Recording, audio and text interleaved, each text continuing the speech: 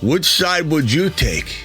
Achane, Marvin Harrison Jr., redraft 2024, 0.5 PPR or PPR, doesn't matter.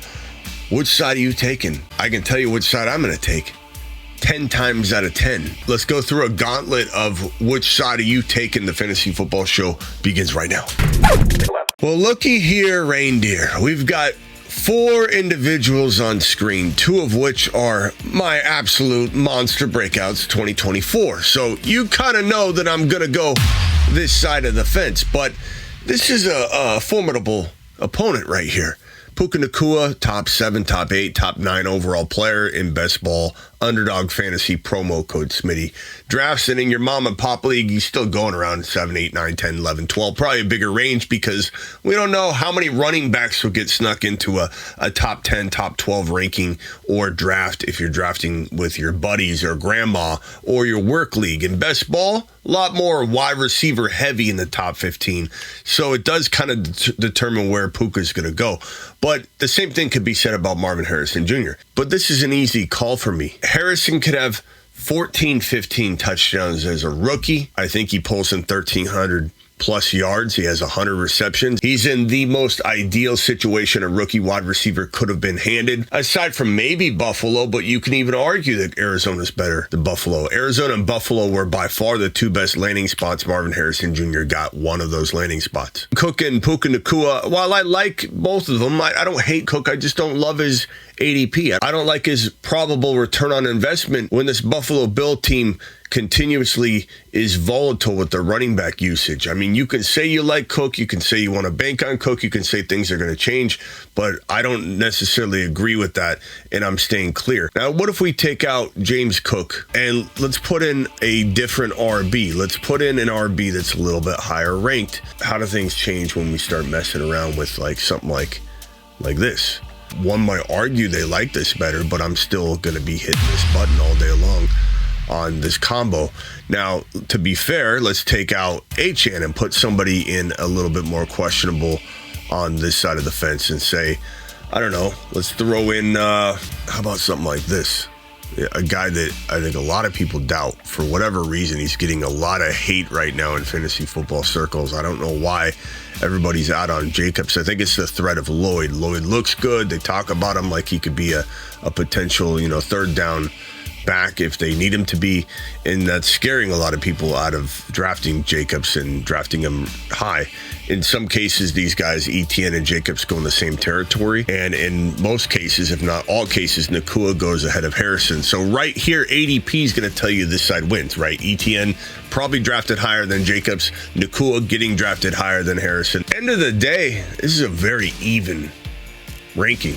I'm going to say it's split down the middle on this one. And I'm not trying to weasel my way out of giving you an answer. I just think that there's pros and cons. I think there is a world where Harrison outscores Puka Nacua. I do. I actually, if I had to put money on it, I would probably say Harrison does outscore Puka Nacua. I'm not saying I put a bunch of money on it, but I put a little bit of money on it. And you can say what you want about what Puka did last year. No one's trying to tear that down. No one's trying to say Puka Nacua is not a top 10 overall player, top 12 overall player.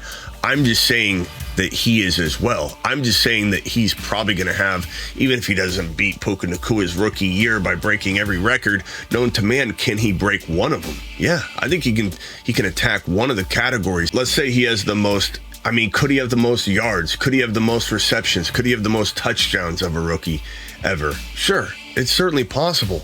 And I do think he breaks one of the category records. I just don't know that he's going to grab every single thing that Puka did as a rookie. I'm also a little bit worried about this guy getting hurt. He plays so hard, and that's a good quality. No one's trying to take that away from him or say it's a knock, but he does put his all out there. He does risk his body, puts himself in vulnerable positions, and I just think there's an opportunity for him to take care of his body a little bit better as he moves forward. Marvin Harrison Jr. just feels to me like he's more capable of being the number 1 overall wide receiver in fantasy football in the NFL within, his second year. No one's crazy for liking Puka more than Marvin Harrison Jr., and the ADP shows that. No one's crazy for liking that for 2024 as a rookie, as he gets settled, as Kyler and him build a rapport together. Maybe he has some ups and downs. Maybe he hits a rookie wall. But call me crazy. Call me old-fashioned for liking the prototypical wide receiver build right here and saying,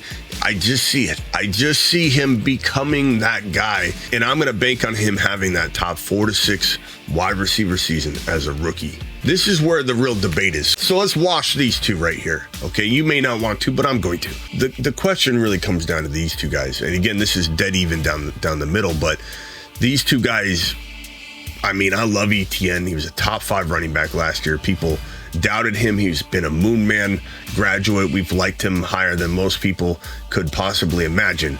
And we still like him. He's still a fantastic player. They keep down talking his workload. They keep saying we're going to give him less work, and then they don't do it though. So it's hard to believe that this coaching staff is going to limit him when he's the big playmaker, and they try and take him off the field, but then they don't make plays, so they put him back on the field and then they overwork him. I love Etienne. I think Jacobs and Etienne have a very similar risk level.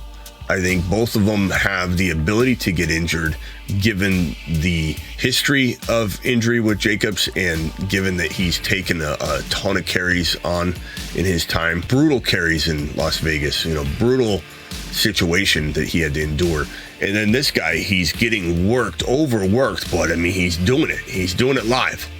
So, I mean, there's risk involved. There's upside for both these guys to be top 6, 7 running backs in the National Football League and in fantasy football in 2024, and there's risk for them to get hurt. It's dead even. I'm just going to move on from this one. I like both of them. I'd want both of these combos. Oh, this one's wild. You've got a second rounder. I don't agree with it.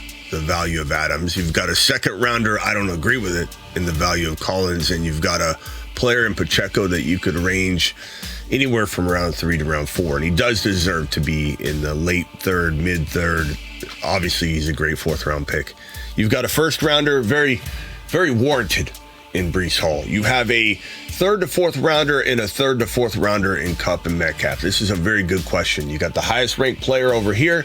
You've got 2 second rounders over here. So this is a very, very well balanced trade from an ADP or cost of entry perspective. But do I agree with the costs of entry? I do not. I've just made that clear. I'm going with this side all day long, and it's not even close to me. Give me Hall, give me Metcalf, give me Cooper Kupp all day long. I think both the wide receivers here are just as good as the wide receivers over here, if not maybe better. That's right. I don't believe in an older Adams this year.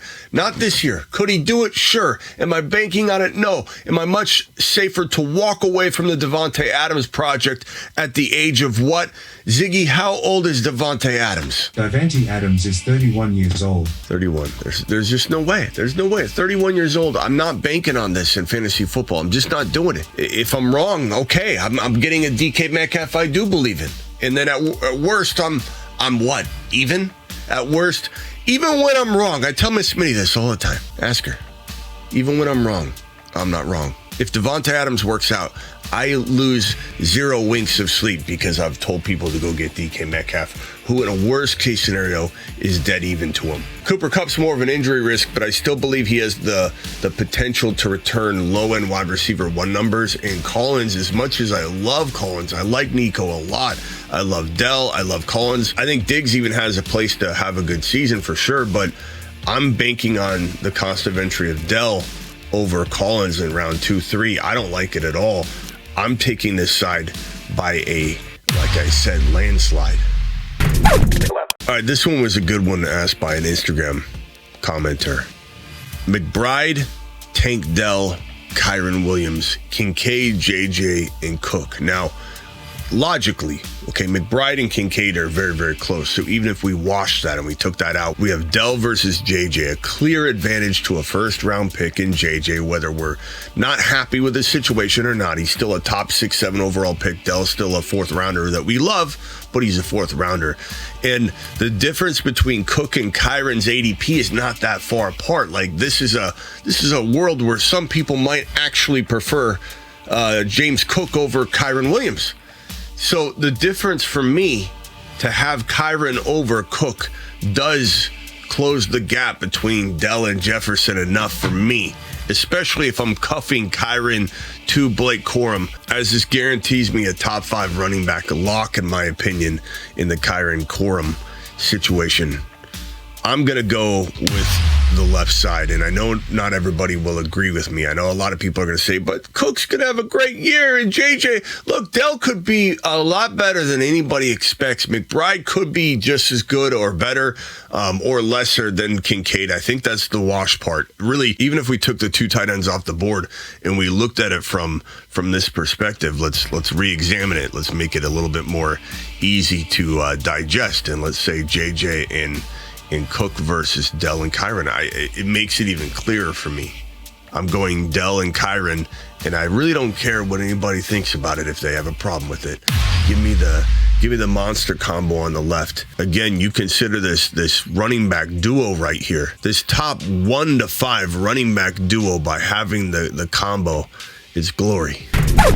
One more 1 versus 1. You know, I get asked this question a lot, and I think it's a really good one to throw out there. Do I like Benson or do I like Brooks more in 2024? From a dynasty perspective, I think they're very close. I would probably lean Benson, just so you know.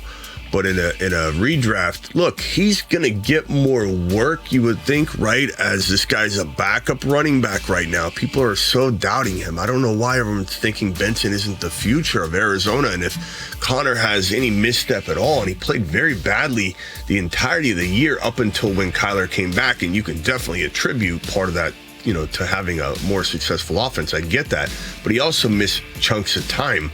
And he's 20. Ziggy, how old is James Conner? James Conner is 29 years old and was born on May 5th. Ziggy off. He's 1 year past his expiration date. He's 29 years old. Running backs, that's the kiss of death, really. And so if he's already missing time, he missed chunks of time last year. He only had good momentum bringing into 2024. He didn't have a good season up until the end of the year.